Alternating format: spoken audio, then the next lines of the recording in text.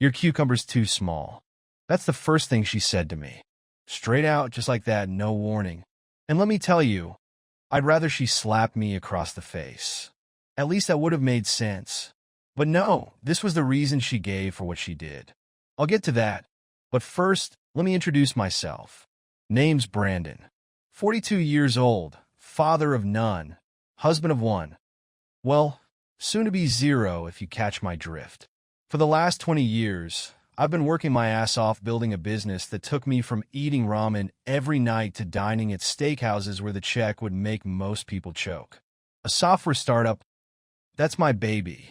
I'm not going to bore you with all the geeky details, but let's just say I made something people couldn't live without, and they paid me more than they pay their own damn therapist to use it.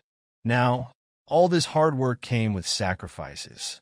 Time, sleep, hairline, you name it, but you do what you got to do, right? And for a long while, I thought my marriage was something I could rely on, the one part of my life that was set in stone, as solid as the granite countertops in the dream house I paid for. Key word, thought.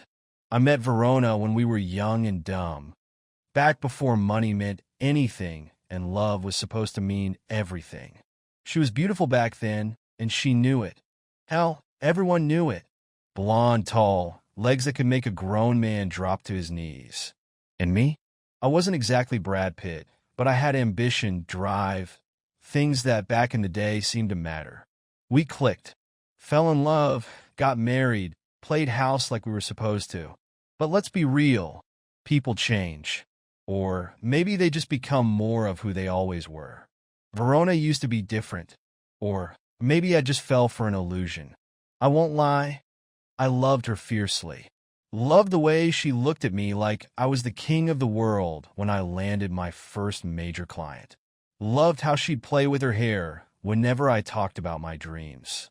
But somewhere down the line, that look faded, and I ignored the hell out of it because it was easier that way. Here's where the story gets interesting. See, when my company blew up and started bringing in more cash than we knew what to do with, Verona decided she didn't need to work anymore. I supported it at first. After all, my income was enough for the both of us. Hell, for 3 lifetimes.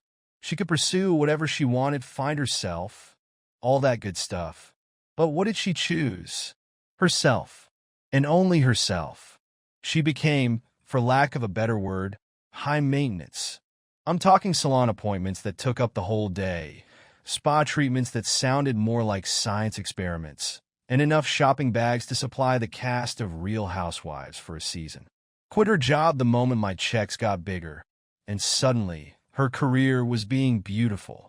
Keeping myself curvy is a full-time job, Bran, she'd say, looking at me like I was the fool who didn't understand how much work it took to sit around and look good. And I'll admit it, I bought into it. For a while, I thought that was just the price you paid for having a gorgeous wife. You want a sports car? You gotta pay for the premium gas, right? But as the years went by, I realized I wasn't living with a partner. I was living with a pet that required expensive upkeep. Only difference was a pet brings joy, and Verona, well, she brought something, but it wasn't joy. More like a bill and an attitude to match. Don't get me wrong, she wasn't always cruel or mean, just indifferent. And that's worse, isn't it? I was a goddamn ATM, and she swiped me whenever she wanted. You know how some people say, I never saw it coming? Well, I guess that's sort of true for me. But in hindsight, the signs were all there. I just ignored them. And then came that conversation, the one where she brought up my cucumber. I remember it vividly. It was a Thursday night. I'd just gotten back from a week-long business trip, exhausted but happy to be home, looking forward to unwinding with a beer and my wife. She was sitting in the living room, looking like she'd just walked off a magazine cover, wearing this silky robe that probably cost more than the car I drove in college. I thought it was going to be one of those nights. You know, the rare kind where we'd actually connect, where I'd feel like a husband again instead of a walking credit card. Bran, we need to talk, she said, her voice cool as ice. That's never a good way to start a conversation. My heart sank, but I played it off, jokingly saying, sure, as long as it doesn't involve redecorating the bathroom again. No, seriously, she insisted, staring right through me with those eyes that used to make me feel invincible, but now made me feel about 2 inches tall. I've been thinking about something for a while, and I want to be honest with you. I was bracing for anything.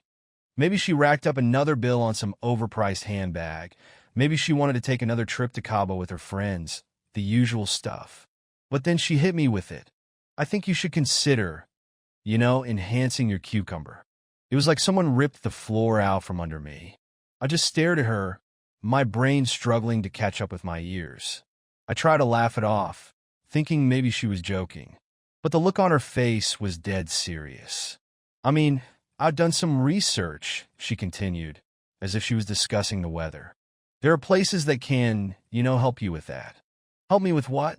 I finally managed to stammer, my voice barely above a whisper. We've been together for 15 years, Verona. This was never an issue. She shrugged, so casual, so dismissive. It's just that, I think it could make things better for both of us. I'm just being honest. Better for both of us. Right. Like I was the one with the problem. I can't explain how that feels. To have the woman you thought you knew suggest that you, the guy who's been keeping her cushy lifestyle afloat for years, need to change something so intimate. And for what? Who gave her the idea that this was necessary? Was she comparing me to someone else? I told her I'd think about it, but my mind was already spinning. The anger was instant and volcanic, but I buried it. Because that's what we men do, right? Suck it up, be logical, don't make a scene. But that night was the beginning of the end. I knew then that something had changed. Or maybe, just maybe, something had always been there, hiding in plain sight. Verona had crossed a line, and I was ready to find out just how deep that rabbit hole went. But trust me, when I did, there would be hell to pay. I know what you're thinking. After that conversation, I probably lost my mind, right? Started following Verona around like a jealous boyfriend, checking her phone when she wasn't looking, going through her stuff like some insecure creep. Well, here's the thing. I'm not that guy. Never was, never will be. The way I see it, if you have to resort to snooping, then the relationship's already 6 feet under. So no, I didn't stay up late, stewing over every word she said, trying to pick apart her every move. I'm a man who knows how to compartmentalize. Years of running a business will do that to you. You learn how to handle problems, how to push them into a corner of your mind, and keep moving forward. And I had too much on my plate to sit around wondering if my wife was staring at a bigger cucumber somewhere. But I'm not stupid either.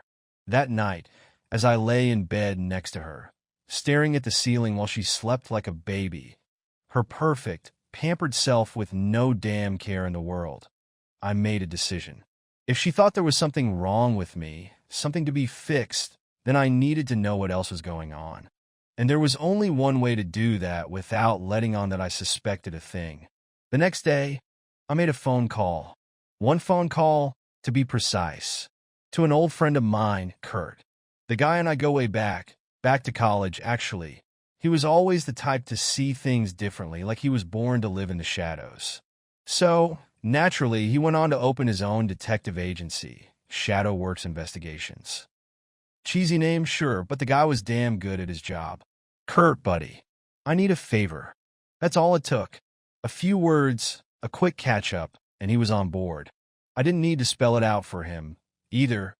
I could hear the recognition in his voice as soon as I mentioned Verona. Brandon, are you telling me you want your own wife followed? Yeah, I replied, feeling that knot in my gut start to tighten. I want to know where she goes, who she sees, all of it. And that was it. Once you give the go-ahead to a guy like Kurt, things start moving fast. He had a couple of his best guys on Verona within hours. Guys who knew how to blend in, how to follow someone so close they could see what brand of gum they were chewing without ever getting noticed. Meanwhile, I went back to my life, or at least I tried to.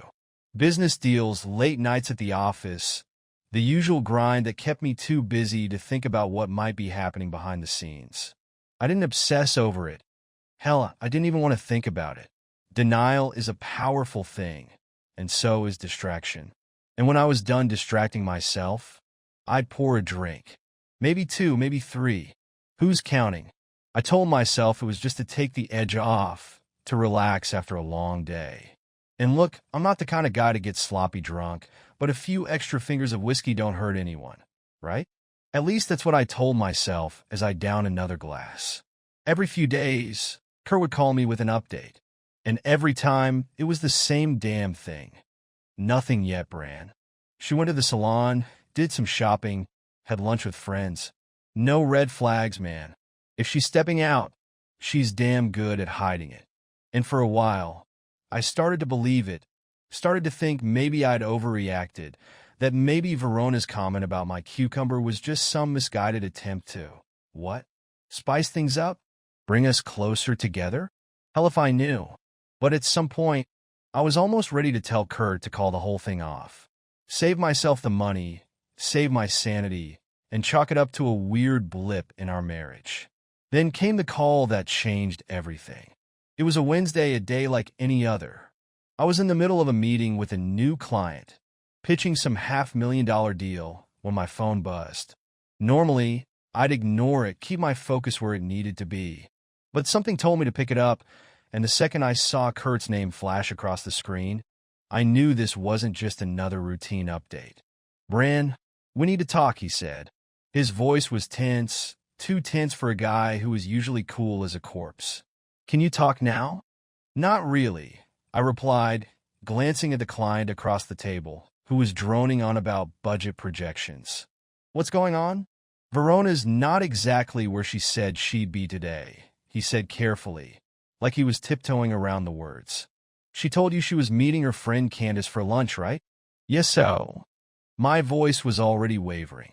I knew where this was going, but I wasn't ready to hear it. She wasn't with Candace. She met up with a guy instead. Not just any guy, either. It was, let's just say it didn't look like a business meeting. They were at a hotel. And there it was. That one word, hotel, was like a bullet straight to my chest. In that moment, everything went red, and my heart started pounding so hard it felt like it would burst out of my ribcage. I could barely speak. Are you sure? Was all I could muster, my voice coming out like a choked whisper. Yeah, Bran. I'm sure. Got pictures, got video.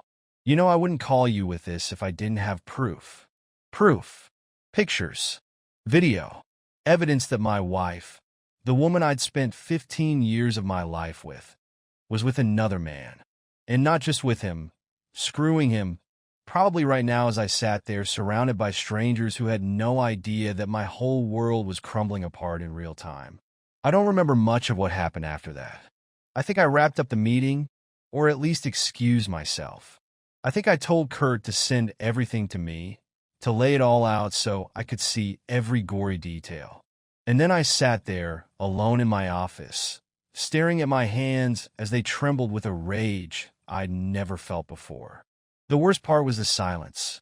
No sound, no movement, just me and my thoughts. The realization that this wasn't just a blip, this wasn't just a stupid comment about my cucumber. This was a betrayal, a full-on stab in the back that had probably been happening right under my nose while I played the clueless, dutiful husband. But I wasn't clueless anymore. I knew what was happening, and I knew what I had to do. This wasn't going to end well. Not for Verona, not for her little side piece. Because the thing about me, I don't let things slide. Never have, never will. And revenge? Let's just say, I was already planning it before the call even ended. After I hung up the phone with Kurt that day, it was like a switch flipped inside me. There's a moment in every man's life where he has to decide. Fight or fold. I wasn't about to let Verona walk all over me and stroll off into the sunset with her gym buff boy toy. No. I was going to take my life back, and I'd make sure she paid for every damn lie, every betrayal, every single time she smiled in my face while screwing someone else behind my back. The next morning, I called my lawyers. I'd worked with them for years. They knew how I operated. I need you to prepare everything, I told them. We're going to make sure that when this divorce happens, Verona walks away with nothing. And I mean nothing. They didn't need convincing. Hell, they were practically salivating at the thought. One thing about my legal team, they're as ruthless as they come. When they go in for the kill, they don't stop until there's nothing left. And so, the gears were in motion. Financial assets, properties, bank accounts. All that stuff most people think is untouchable when they're living their cushy lives. Well, I was about to touch all of it. Every dollar, every piece of jewelry, every high-end shoe Verona thought she could parade around in. When the time was right, she'd be left with nothing but the clothes on her back. And trust me, that's the best-case scenario for her. But while all that legal work was going on, I couldn't help but think about him, the other guy. The one who was banging my wife. Thanks to Kurt and his team, I had all the information I needed, and let's just say this wasn't some random hookup Verona found on the internet.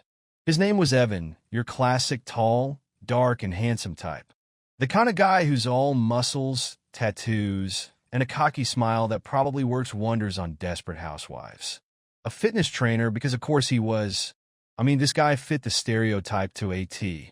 And the cherry on top? He was married. Had a kid too, a little girl about 5 or 6. At first, I couldn't believe it. This douchebag wasn't just screwing around on his wife. He was doing it while pretending to be some sort of wholesome family man. And it made me sick. Not just because of what he was doing to his own family, but because of what he represented, the same betrayal, the same lie, just in a different package. So yeah, I could have just let it slide. Could have just focused on Verona and let Evan deal with his own karma. But that's not how I work. You don't get to touch what's mine and walk away unscathed. And I had just the guys to handle this. I gave Kurt another call, told him to have his boys arrange a little meeting with Evan. I didn't need it to be anything too intense.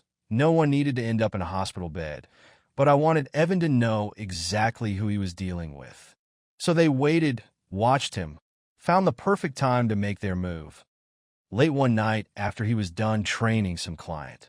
Alone, walking to his car. It was dark enough to hide in the shadows, and my boys are good at blending in until the moment they need to make an impression. When they cornered him, Evan didn't know what hit him. He probably thought it was some random mugging at first, or maybe a bunch of drunks looking for trouble. But it wasn't until they shoved a phone in his face and asked, "Do you know the woman you've been banging has a husband?" that the reality set in. "Well, what are you talking about?" he stammered, the panic spreading across his face as he started putting two and two together. The swagger disappeared real quick, replaced by fear. And fear smells sweet when it's coming from a man who thought he was untouchable. Verona, one of my guys said. "Ring a bell? Married to Brandon? You've been real busy with her, haven't you?" Evan's face turned pale, and he started stumbling over his words, trying to come up with excuses, but it was all nonsense. Just a bunch of "I didn't know," "it was a mistake," and other bullshit that no one was buying. And then came the consequences. I told the guys not to go overboard, but enough to make sure he'd remember this night. Remember the name Brandon every time he looked at himself in the mirror and saw the reminder of his little mistake. Let's just say, when they were done, Evan had some physical discomfort that would take a while to shake off. But that wasn't the end of his suffering. Like I said, he had a family, and that meant his sins had consequences beyond just him. A couple of days later, my guys went to Evan's house. A cozy little suburban place, white picket fence, picture perfect. And when his wife answered the door, a sweet, tired-looking woman holding their little girl in her arms, they didn't have to say a word. They just handed her an envelope full of photos and videos. Proof of Evan's after-hours workouts with my wife. I wish I could say I felt nothing, that I was numb to all of it. But when they told me how her eyes filled with tears as she flipped through every incriminating photo, I did feel a little bit sorry for her. She didn't deserve this. Neither did their daughter. But at the same time, she deserved to know who she was married to see Evan for the scumbag he really was. A liar. A cheat. A man who tore apart two families because he couldn't keep it in his pants. And now Verona had to pay the price, too. Evan wasn't getting away with it, but neither was she. Because my revenge wasn't just about hurting the other man. It was about tearing down the entire castle of lies Verona had built around herself, brick by brick, until all that was left was rubble. And believe me, there was more to come. I was just getting started. The game was on. and I was going to win. Once my lawyers told me they were locked and loaded, that's when I knew it was time to take the gloves off. I wasn't interested in a clean break. I wanted her world to shatter, to come crashing down so hard she'd have no choice but to choke on the mess she made. It was time for Verona to feel what it meant to lose everything. So the first thing I did, I shut off her life source, the money, all of it, every card, every account, every penny that flowed so freely into her perfect little hands.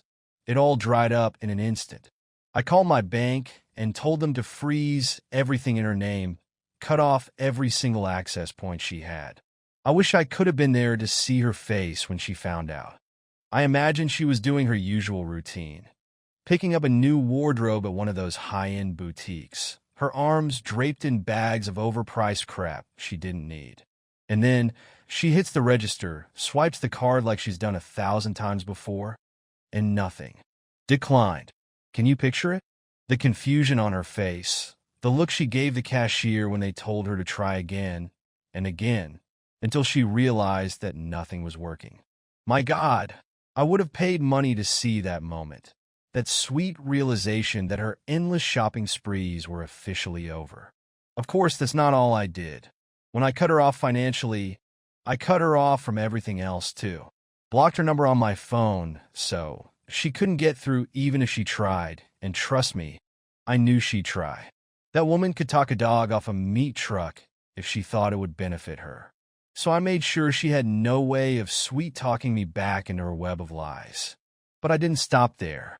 I put security outside our house, the house she so loved to show off, the one she thought she'd grow old in. Two of the meanest, coldest guys I could find. I told them to keep watch 24/7, and if she tried to come in, they were to stop her at the gate and hand over her things, all nicely packed up in black trash bags. I didn't want her soiling my front door ever again. And her trying to get to me at work? Not a chance. I went straight to my office manager and told her, from now on, Verona is persona non grata. She's not to come in, not to be let through, and under no circumstances is anyone to pass along a message from her. She doesn't exist as far as this place is concerned. I'm sure Verona thought she'd be able to charm her way into the building if she just showed up, play the distraught wife, put on those crocodile tears, act like she was in the right. But no one was buying what she was selling anymore. And it was poetic, you know, because in that one move, I took away her safety net, her ability to run back to me and beg for another chance, or for more money, or whatever bullshit excuse she would have come up with. She was on her own, and that was just how I wanted it. But it gets better. See, cutting her off financially and keeping her out of my life was just the start. What I really wanted was to destroy her reputation, to make sure that everyone she knew, friends, family, strangers, hell, the whole damn world, saw her for what she really was. And that's where my good friend Kurt came in again. Kurt had a guy, let's call him a tech specialist. A hacker, essentially, but not some low-life basement dweller who cracks into emails for fun. This guy was a professional, someone who knew how to make things disappear and appear. So I gave him the order, plain and simple. Get into Verona's social media accounts, all of them. Facebook, Instagram, Snapchat, you name it. And once he was in, I told him to start posting. It started with the pictures. Every sleazy, degrading image and video that Kurt's detectives had gotten of Verona and Evan in their hotel escapades. Uploaded from her own accounts, tagged for all to see.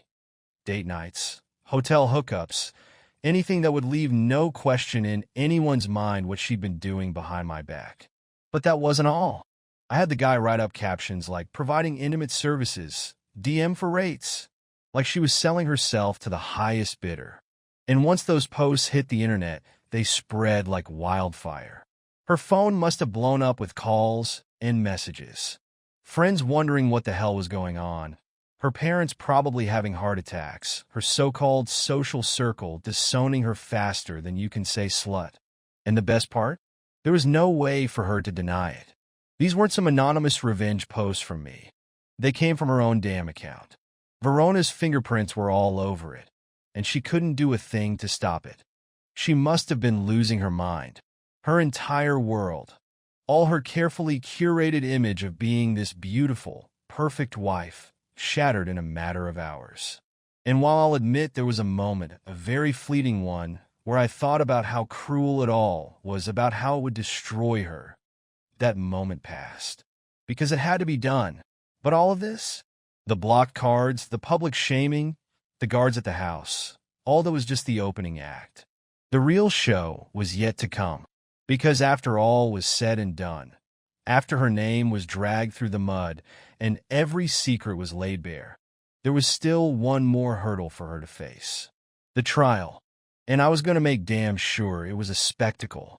A battle where there'd be no mercy and no second chances. Verona thought she could get away with it all, live her little fairy tale life, and screw around like the rules didn't apply to her. But she forgot one thing. I don't lose. Not in business, not in life, and sure as hell not to someone who tried to destroy me from the inside out. And as the storm started to build, I could only imagine what her next move would be. Because whatever it was, it wouldn't matter. The pieces were already in play, and there was no turning back. The court date came sooner than I expected. And when I say it went quickly, I mean it was over in a flash, like ripping off a Band-Aid, except this Band-Aid had been festering for years. Verona thought she had a chance. She probably convinced herself that the judge would take pity on her, or that she could sweet-talk her way into some kind of settlement.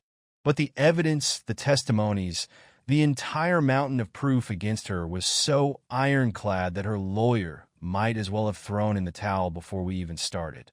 She never stood a chance. And to be honest, I couldn't even be bothered to show up to every single hearing. I didn't want to see her. I didn't want to hear her voice, that same voice that once told me she loved me, but now just sounded like the shrieking of a vulture circling a carcass.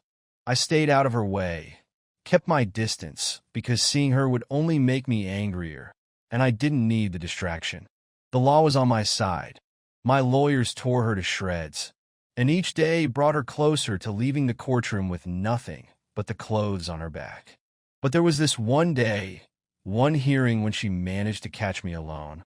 The judge had just wrapped things up, and I was heading out, feeling like I could finally breathe.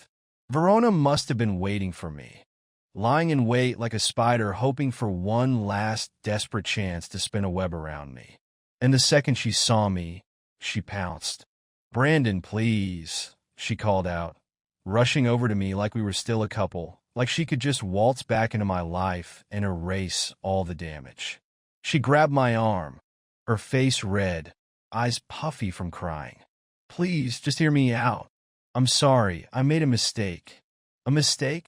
I spat, yanking my arm away. "Is that what you call sleeping with another guy for months? A mistake?" She shook her head, tears streaming down her face, and she got louder, not caring who was watching us in the hallway. I didn't know what I was doing. I was confused. I was lonely. Confused. I cut her off. "You were screwing around with a married guy and telling me I needed to fix my damn cucumber. That's not confusion, that's calculated. You knew exactly what you were doing." By then, she was breaking down, her face a mess of mascara and regret. She dropped to her knees, dropped to her knees in the middle of the courthouse like we were in some bad soap opera. "Please, Brandon, please don't do this. I can't live like this. I can't live without you. I'll do anything. I swear. I'll make it right." I didn't even blink. The Verona I loved was gone if she'd ever existed in the first place.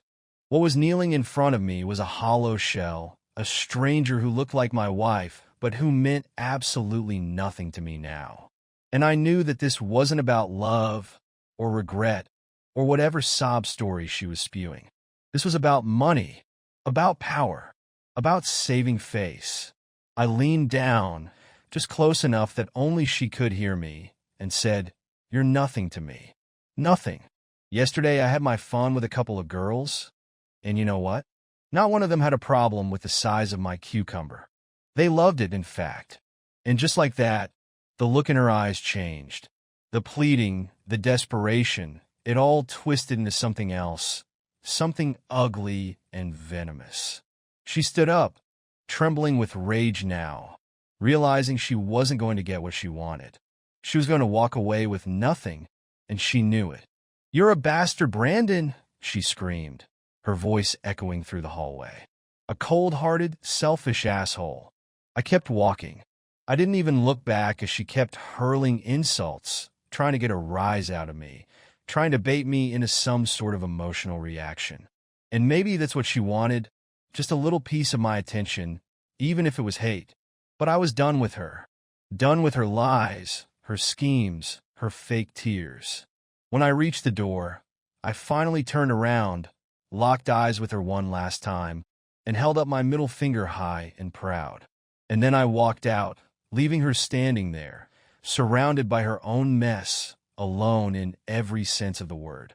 The door closed behind me with a slam, and for the first time in what felt like years, I felt free. The trial was over, but my life was just getting started. After the dust settled and Verona was officially out of my life, I did what any man who just clawed his way out of a toxic marriage would do. I started living. I mean, really living. No more dragging around dead weight. No more feeling like my own house was a prison. I was a free man, and the world felt wide open. The first thing I did was hire some top talent to replace me at work. I mean, why spend my days buried in contracts and spreadsheets when I could be out in the world, actually enjoying the fruits of my labor? So I promoted some of my best guys to take over the day-to-day stuff and essentially let the company run itself. Yeah, I still kept my finger on the pulse. After all, it's my baby, but I handed off enough of the responsibility that I could finally do something I'd put off for years. I started traveling. I packed my bags and hit the road.